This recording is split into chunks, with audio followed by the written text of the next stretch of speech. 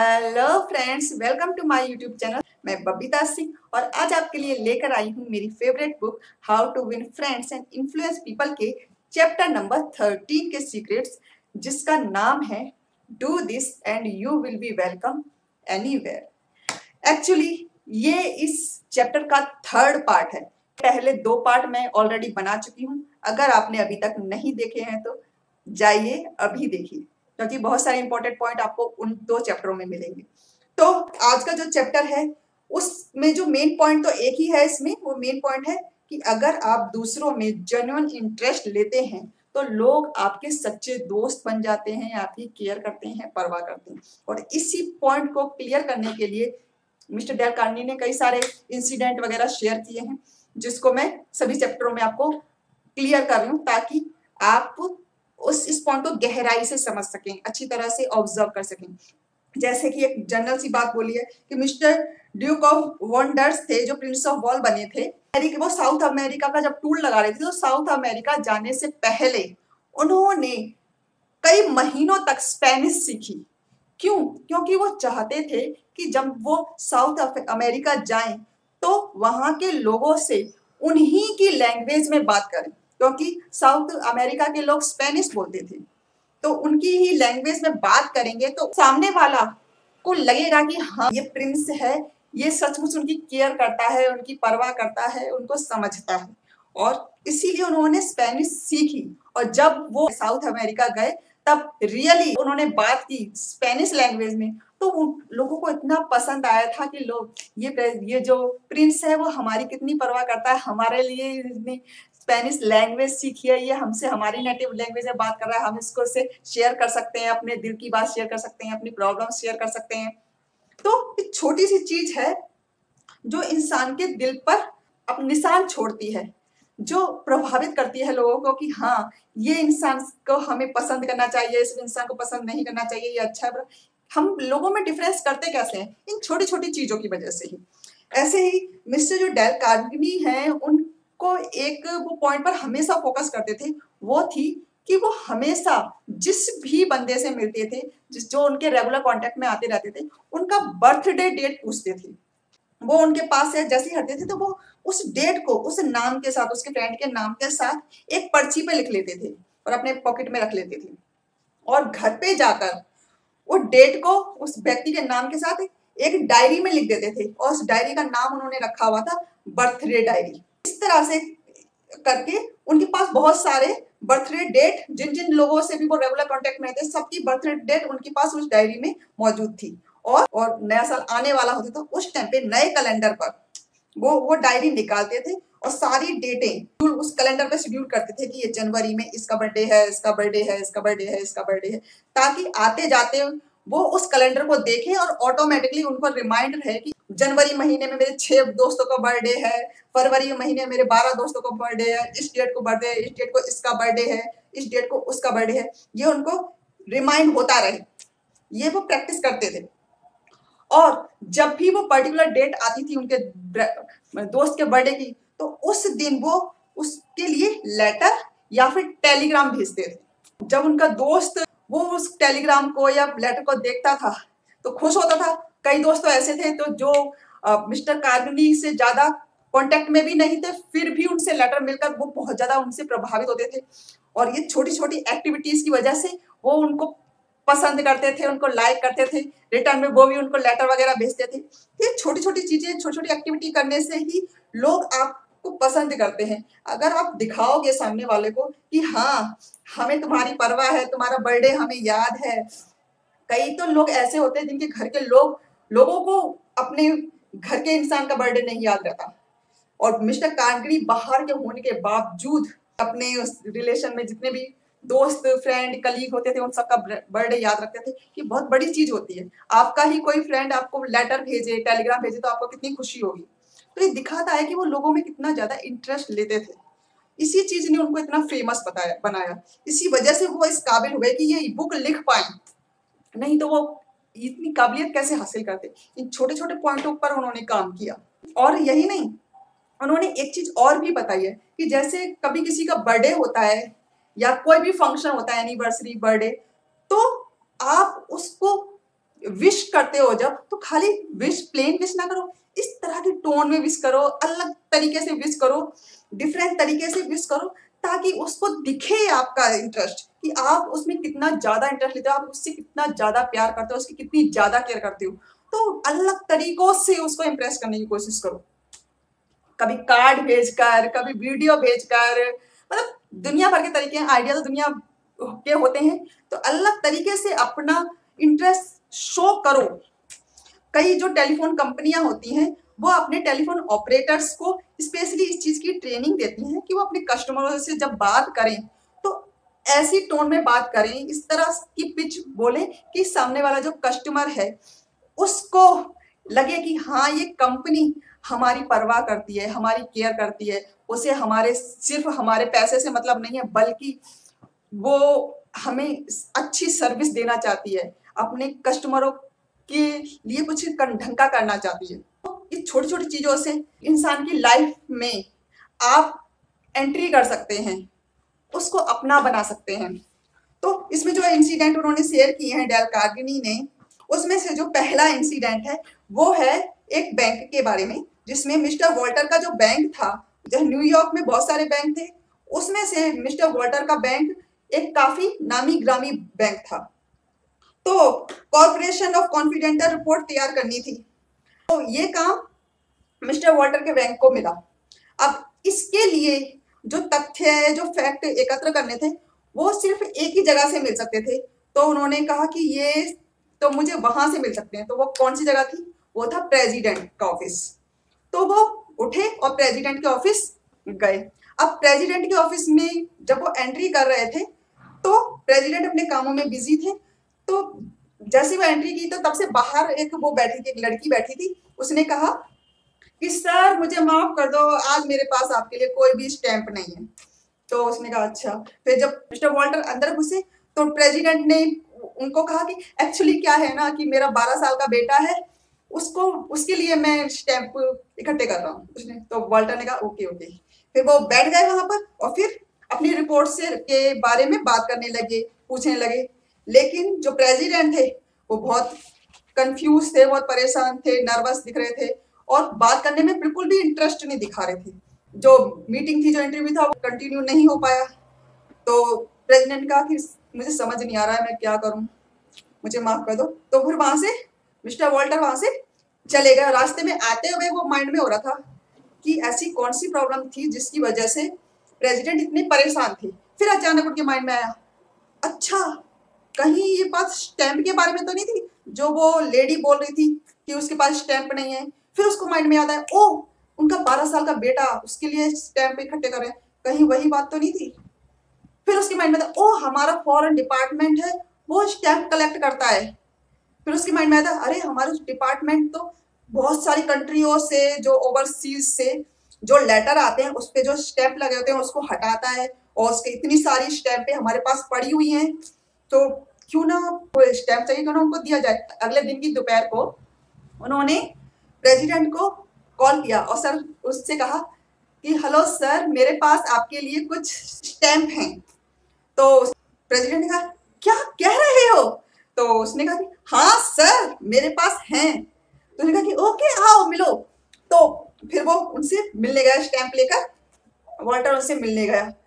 उनको एक्चुअली किसी मीटिंग में जाना था, तो अगर मीटिंग में नहीं जाना होता तो उनको सच्ची में गले लगा लेते, इतने ज्यादा खुश हुए। तो उन्होंने उसको वो स्टैम्प पकड़ाई थी। ये फिर उन्होंने स्टैम्प को देखा, ओह माय गॉड कितनी प्यारी, ये स्टैम्प तो मेरे बेटे को बहुत पसंद आएगी।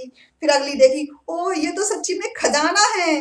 इस तरह से वो जो स्टैम्प थी, इतनी कई सारी स्टैम्प थी, उनको देख रहे थे कि ये तो मुझे खजाना मिल गया। क्या वो इतने ज्यादा खुश हुए, बहुत ज्यादा। तब और फिर उसके बाद उन्होंने अपने बेटे की जो एल्बम थी वो दिखाई मिस्टर वॉल्टर को कि ये मेरा बेटा है, 12 साल का बेटा है, स्कूल में पढ़ रहा है, इस क्लास में पढ़ रहा है, ये इस ऐसी डिमांड करता है, वो डिमांड करता है, उसने मुझसे ये कहा वो कहा। तो आधे पौने घंटे तक वो आपस में, वॉल्टर और प्रेसिडेंट आपस में उनके बेटे के ऊपर, उसकी और स्टैम्प के ऊपर बातें करते रहे। मिस्टर वॉल्टर ने उस मीटिंग के उसके रिपोर्ट के बारे में कुछ भी नहीं कहा। बातें करते बस वो पेशेंसली उनमें इंटरेस्ट ले रहे थे कि उनको प्रेसिडेंट को क्या पसंद है, वो उनके मैटर में इंटरेस्टेड थे। फिर जब वो उन्होंने खत्म कर लिया, फिर उसके बाद उन्होंने कहा कि अच्छा ठीक है, आपको रिपोर्ट भी तो तैयार करनी थी, तो चलो रिपोर्ट के बारे में पूछिए क्या क्या पूछना चाहते थे। तब उन्होंने करीब 1.5 घंटे से भी ज्यादा का टाइम दिया मिस्टर वॉल्टर को। उनके जितने भी फैक्ट थे, जितने भी क्वेश्चन थे, वो सारे उन्होंने उनको जवाब दिए। और यही नहीं, अपने सबॉर्डिनेट को बुलाया और उससे जो भी तथ्य मिल सकते थे, जो भी रिपोर्ट रिकॉर्डिंग वगैरह जो मिल सकती थी, मंगाई। इसके अलावा कई न्यूज़पेपर्स को, रिपोर्टर्स को, एडिटर्स को फोन किए, वहां से जो भी इंफॉर्मेशन मिल सकती थी वो भी गैदर की। मतलब उन्होंने उनके लिए इतने सारे चीजें अवेलेबल करवा दी, उनकी बेस्ट रिपोर्ट बन गई आसानी से। और ये सब सिर्फ इस वजह से पॉसिबल हो पाया कि मिस्टर वॉल्टर ने प्रेसिडेंट की प्रॉब्लम में जेन्युइन इंटरेस्ट दिखाया, तो और उनको दिल से खुश किया। और इस वजह से मिस्टर वॉल्टर ने भी कि उनसे जो कुछ हो सका उन्होंने वॉल्टर के लिए किया। तो जो अगला इंसिडेंट है उसमें क्या था कि मिस्टर क्लेम्फल थे, वो फिलाडेल्फिया में बहुत दिनों से अपना फ्यूल बेचने की कोशिश कर रहे थे एक चेन स्टोर कंपनी को। ऐसी कंपनी को बेचने की कोशिश करते जिसकी बहुत सारे स्टोर हों, बहुत सारी सिटीज में। लेकिन सालों की कोशिशों के बाद भी जो कंपनी थी वो ऐसे इंसान से, ऐसे ऑफिस से फ्यूल ले रही थी जो आउटसाइड ऑफ सिटी था, बाहर की सिटी से फ्यूल ले रही थी, और लेकिन उससे नहीं ले रही थी। और इस वजह से उसको समझ नहीं आता क्या करूं। और फिर उसने डेल कार्गिनी का कोर्स ज्वाइन किया पब्लिक स्किल पर। तब मिस्टर कार्गिनी ने इससे पूछा था कि कुछ ऐसा था कि जो कभी कुछ पुरानी बात हुई हो, तो उसने बताया था कि एक्चुअली मैंने एक बार स्पीच दी थी चेन स्टोर के बारे में, जिसमें मैंने चेन स्टोर को देश के लिए एक श्राप बताया था कि तुमने इतनी बड़ी बात की चेन स्टोर्स के अगेंस्ट, फिर भी तुम एक्सपेक्ट करते हो कि वो चेन स्टोर की कंपनी तुम्हें बिजनेस देगी। फिर भी उसने कहा कि चलो ठीक है, दूसरा तरीका ट्राई करते हैं। तो उन्होंने क्या किया कि उन्होंने कहा कि चलो एक डिबेट कंपटीशन रखते हैं जिसका टॉपिक होगा क्या चेन स्टोर कंपनियां देश के लिए अभिशाप हैं या देश की तरक्की में सपोर्ट करती हैं। और इस कंपटीशन में जो कोर्स ले रहे थे डेल कार्नेगी का, उसमें स्टूडेंट होंगे, आधे उसके फेवर में होंगे, आधे अगेंस्ट में होंगे। और मिस्टर डेल कार्नेगी के सजेशन पे वो क्नेफेल उससे कहा कि तुम उसके फेवर में बोलोगे, उसके अगेंस्ट नहीं बोलोगे, कि मैं तुम्हें रिक्वेस्ट करता हूँ तुम्हें फेवर में बोलना है। उन्होंने कहा कि अच्छा ठीक है। फिर वो उसके फेवर में बोलने के लिए रेडी हो गया।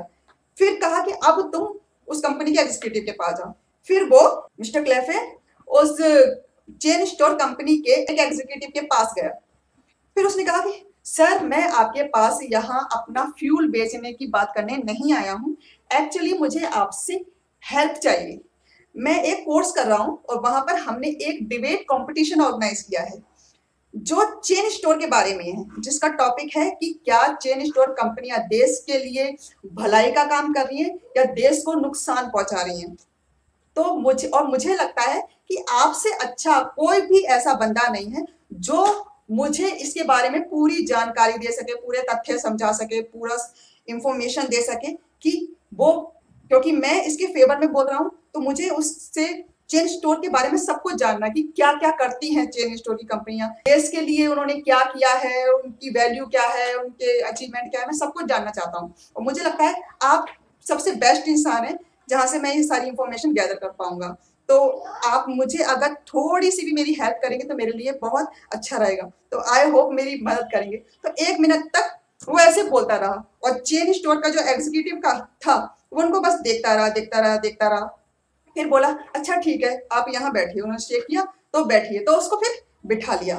फिर उसने चेन स्टोर पर बात करना शुरू किया दोनों ने। तो उसने कहा कि एक्चुअली मुझे बहुत गर्व है कि मैं चेन स्टोर की कंपनी में काम करता हूँ, क्योंकि मुझे लगता है कि हम बहुत सारी जो कंपनियां हैं, ये चेन स्टोर कंपनी, ये बहुत सारी कम्युनिटी के लिए काम कर रही है। हम हर देश के, हर धर्म के, हर जाति के, हर इंसान के को सपोर्ट कर रहे हैं। उसने उसके बारे में सब कुछ बताया और उसने एक कॉपी मंगाई। उसमें नेशनल चेन स्टोर एसोसिएशन में जो डिबेट कंपटीशन होता है, क्योंकि एसोसिएशन के अंदर भी कंपटीशन होते रहते हैं, तो उसकी एक कॉपी उसने मंगाई स्पेशली मिस्टर क्लेमफेल को देने के लिए कि आप इसको देखें, इससे पता चलेगा कि इस कंपनी ने क्या क्या किया है। उसके अलावा उन्होंने बहुत सारी चीजें बताई कि कंपनी ये करती है, लोगों की वेलफेयर के लिए ये काम करती है, ये काम करती है। तो वो जब वो सुन रहा था उसने कहा कि सच्ची में मुझे ये सब बिल्कुल नहीं पता था। उस एग्जीक्यूटिव ने मिस्टर क्लेफेल की आंखें खोल दी। उसको लगा कि मुझे तो पता ही नहीं था कि सच्ची में चेन स्टोर की कंपनियां इतना कुछ कर रही हैं देश की तरक्की के लिए, और मैं तो अभी तक बहुत भ्रम में था। आपने मेरी आंखें खोल दी। मैं अपनी तरफ से पूरी को, और उस दिन से वो चेन स्टोर को सच्चे दिल से पसंद करने लगा, क्योंकि वो जनरली जानना चाहता था कि अच्छा ये भी है, ये भी करती हैं, ये भी करती हैं, ये भी करती हैं। तो बहुत खुश हुआ कि सर आपने तो मेरी आंखें खोल दी, मुझे पता ही नहीं था कि ये सब था। और अब मुझे लगता है कि मैं जब ये डिबेट कंपटीशन करूंगा तो मैं जीत जाऊंगा। आपने मेरी बहुत मदद की है। तो जो उसका जो एग्जीक्यूटिव था उसने भी कहा कि मुझे भी आपसे बात करके बहुत अच्छा लगा। मैं आपको बधाई देता हूँ और आपको शुभकामनाएं देता हूँ कि आप इस डिबेट कंपटीशन को जीतो। और जब जब ये कंपटीशन खत्म हो जाए तो आप मुझे दोबारा आके मिलिएगा और बताइएगा कि ये कंपटीशन में आपने कैसा परफॉर्म किया। और जब ये समर सीजन, जब ये पतझड़ का सीजन खत्म हो जाए तब आप मुझसे आकर मिलिएगा। मैं आपको एक फ्यूल का ऑर्डर देना चाहता हूँ। और फिर ये सुनकर मिस्टर टैम्पलेट सरप्राइज है कि फ्यूल की तो बात ही नहीं हुई थी। उसके बावजूद भी सामने वाला इंसान मुझे खुद से ऑफर कर रहा है फ्यूल खरीदने के लिए, जबकि पिछले 10 साल से मैं कोशिश कर रहा हूं कि इस बंदे को मैं फ्यूल बेच पाऊं। लेकिन पिछले 2 घंटे की बातचीत के बाद उसने मुझे खुद से अपने आप से फ्यूल खरीदने का ऑफर दिया। और ये सिर्फ पॉसिबल तभी हो पाया जब मिस्टर कल्फलेन ने चेन स्टोर के कामों में, चेन स्टोर के एक्टिविटी में और उनके बंदों में जेन्युइन इंटरेस्ट लिया। क्योंकि उसको पता चला कि यहाँ के जो लोग हैं, जो किस तरह से काम करते हैं, वो कितना प्राउड फील करते हैं। उनके लिए चेन स्टोर में काम करना एक प्राउड की बात है। और मैंने इनके अगेंस्ट बोला था पहले, तो ये मुझे कैसे फ्यूल दे सकते थे। और जब उन्होंने फेवर में बोला तो उनको समझ में आया सच्ची में वो कितनी बड़ी गलती कर रहे थे। आप किसी चीज के बारे में बिना जाने, बिना इंटरेस्ट लिए अगर बात करेंगे, बोलेंगे, तो सीधी सी बात है लोग आपसे कटेंगे। लेकिन अगर आप जेन्युइन इंटरेस्ट दिखाएंगे तो सामने वाला भी आप में इंटरेस्ट दिखाएगा। तो इसका जो लास्ट इंसिडेंट है उसमें क्या था, मिस्टर मार्टिन थे, जब वो बचपन में छोटे थे, करीब 10 साल के थे, तब थैंक्स गिविंग का डे था। और उस दिन हॉस्पिटल में वो एडमिट थे, क्योंकि अगले दिन उनका दांतों का ऑपरेशन होना था, काफी बड़ा ऑपरेशन होना था। और उनकी माँ जो थी बहुत गरीब फैमिली से बिलोंग करती, वो छोटे से अपार्टमेंट में रहते थे और लोगों की दया पर जीते थे। ऑपरेशन के एक दिन पहले उसकी माँ उनसे मिलने आ नहीं पाई, तो वो बहुत परेशान था, हॉस्पिटल में बेड पे पड़ा हुआ था। इतना वो सोच रहा था कि मेरी मम्मी मेरे बारे में ही सोच रही होगी, मेरी मम्मी के साथ कोई खाने खाने वाला भी नहीं होगा, आज थैंक्स गिविंग का डे है, मेरी मम्मी के पास इतना पैसा भी नहीं होगा कि वो अच्छा खाना खरीद सके, कोई भी उनके पास नहीं होगा। ये सोच सोच के वो उसकी आंखों से आंसू निकलने लगे। वो दुख से, घबराहट से, नर्वसनेस से भर गया। और फिर उसने तकिए में अपना सर झुकाकर वो सिसकियां भर के रोने लगा। ऐसे कर करके रो तो बहुत धीरे फुसफुसी मार के ही हो रहा था, लेकिन उसकी सिसकियों से उसका पूरा शरीर शिवर कर रहा था। तो वहां पर एक नर्स थी जिसने अभी अभी ज्वाइन किया था, वो एक तरह से स्टूडेंट थी, ट्रेनी थी। तो उसने उसकी वो सिसकियां सुनी और उसके पास गई। तो पहले तो उसने उस तकिए को हटाया और फिर मार्टिन के आंसू पहुंचने लगी। फिर उसने अपने बारे में बताया मार्टिन को कि तुम नहीं जानते मुझे आज कितना यहाँ पर अकेलापन महसूस हो रहा है, क्योंकि आज थैंक्स गिविंग का डे है और मुझे इस समय अपनी फैमिली के साथ होना चाहिए, अपने परिवार के साथ, उनके साथ सेलिब्रेट करना चाहिए। लेकिन इसके बावजूद भी मैं यहाँ पर इस हॉस्पिटल में मुझे काम करने आना पड़ा और यहाँ पर कोई भी नहीं है, बस मेरी फैमिली है ना मेरे दोस्त हैं, और मैं यहाँ पर बहुत अकेली फील कर रही हूँ। तो इस तरह से उसने उनसे बात की और फिर उसके साथ कहा कि अच्छा तुम मेरे साथ खाना खाना चाहोगे। तो उसने कहा कि अच्छा ठीक है। फिर वो 2 प्लेट लेकर आई, उसमें कई तरह के खाने थे और डिजर्ट के रूप में आइसक्रीम थी। तो मार्टिन के साथ उसने खाना खाया। फिर पूरे दिन उसके साथ वो खेली कूदी, उसके साथ बहुत सारी बातें की। और फिर जब वो रात को थक गया, करीब 1 बजे उसको नींद आने लगी, फिर रात को सो गया। एक्चुअली में उस नर्स की जो शिफ्ट थी वो शाम को 4 बजे खत्म हो जानी थी, लेकिन सिर्फ और सिर्फ मार्टिन की वजह से वो रात के 1 बजे तक हॉस्पिटल में रुकी अपनी मर्जी से। सिर्फ इसलिए कि मार्टिन एक छोटा सा बच्चा है, बेचारा कितना अकेला है, परेशान है, अगर वो चली गई तो उसको कैसा लगेगा। तो एक जेन्युइन इंटरेस्ट लिया उस बच्चे में, उस नर्स ने, बिना किसी उसके स्वार्थ के कि वो बच्चा क्या वापस करेगा, कुछ नहीं, लेकिन फिर भी उसने एक जेन्युइन इंटरेस्ट लेकर उस बच्चे की लाइफ में, वो जो उसका लाइफ का इतना टेंशन भरा दिन था, इतना लोनलीपन था, उस दिन को उसने वेरिएबल बनाया उसके लिए। उस दिन को वो कभी भी नहीं भूल सकता, और ये इंसिडेंट उसने अपनी क्लास में शेयर किया था।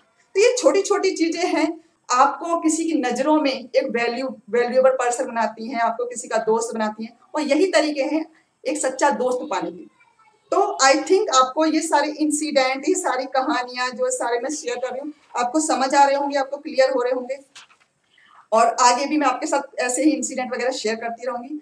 आज के लिए बस इतना ही। आई होप आपको पसंद आया होगा। अगर पसंद आए तो प्लीज लाइक जरूर कर दीजिएगा, और अगर आपको लगता है कि कोई भी ऐसी चीज है जो मुझे ऐड करनी चाहिए, प्लीज सजेशन में, एज ए सजेशन मुझे कमेंट बॉक्स में जरूर मैसेज करें, क्योंकि सीखने की जरूरत हर किसी को होती है, मैं खुद भी सीख रही हूँ। आज के लिए बस इतना ही। आगे फिर नेक्स्ट वीडियो में मिलते हैं। Have a nice day.